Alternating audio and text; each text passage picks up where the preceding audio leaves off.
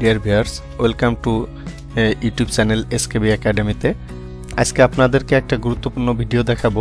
আজকের টিউটোরিয়ালে থাকবে যে ফর্মুলা এরর বা বিভিন্ন ধরনের এরর থাকা সত্ত্বেও আমরা এই কলামগুলোতে কিভাবে যোগফল করতে পারি। তো আমরা জানি যে যদি কোনো কলামে কোনো এরর বা কোনো আদার কোনো কিছু থাকে তাহলে কিন্তু আমরা সাম ফর্মুলা দিয়ে যোগফল করতে পারি না। সেই ক্ষেত্রে আমরা কিভাবে এই যোগফলটা করতে পারি, যদি আমরা এখানে যোগফলটা করি যে এখানে সেলসিয়াস জানুয়ারি ফেব্রুয়ারি মার্চ এপ্রিলের যোগফলটা, সেই ক্ষেত্রে আমরা এগ্রিগেট ফর্মুলা ব্যবহার করব।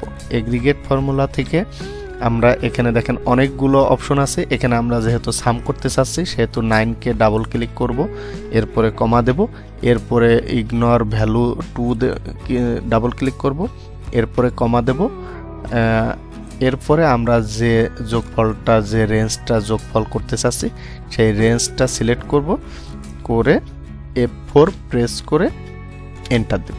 দেখেন আমাদের যোগফল কিন্তু চলে এসেছে। সেমভাবে যদি আমি এইভাবে স্ক্রল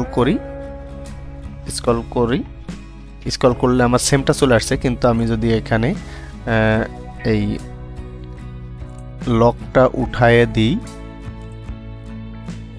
লকটা উঠানোর পরে আমি যদি এবার এই স্ক্রল ধরে টান দিই, দেখেন আমার যোগফলটা চলে আসছে।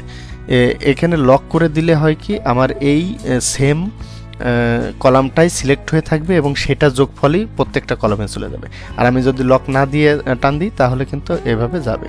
সেমভাবে আমরা যদি এখানে আবার ফর্মুলা ইউজ করি, এগ্রিগেট, এখানে 9, এখানে কমা, এখানে 2 ডাবল ক্লিক, এরপরে কমা, এরপরে আমরা যদি রেঞ্জটাকে সিলেক্ট করে দিই, এরপরে এন্টার। দেখেন আমরা উপরেও যোগফল টানতে পারি, নিচেও যোগফল টানতে পারি এগ্রিগেট ফর্মুলা দিয়ে। খুব সহজে আমরা এইভাবে যোগফল টানতে পারি। যারা জানেন না তারা তো অবশ্যই জেনে গেলেন।